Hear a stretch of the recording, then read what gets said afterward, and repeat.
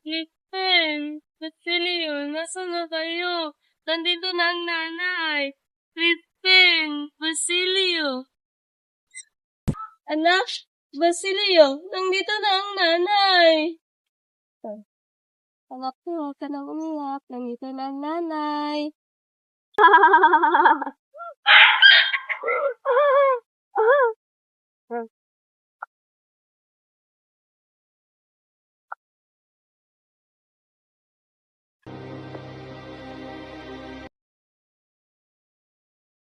Lahat ng kailangan niyo mamayang gabi.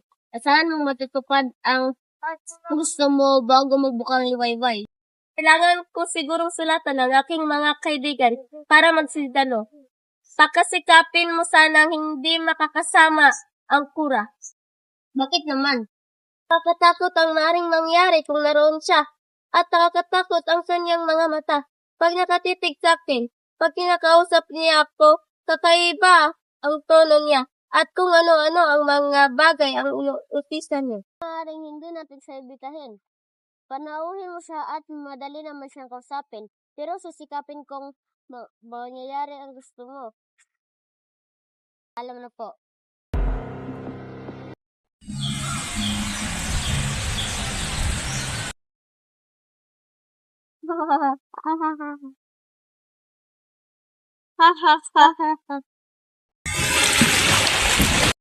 Pakita kayo sa inyong bangka.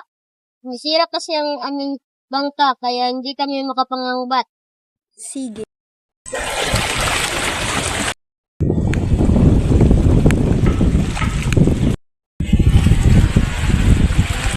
Wala kayong maklok sa ating bangka.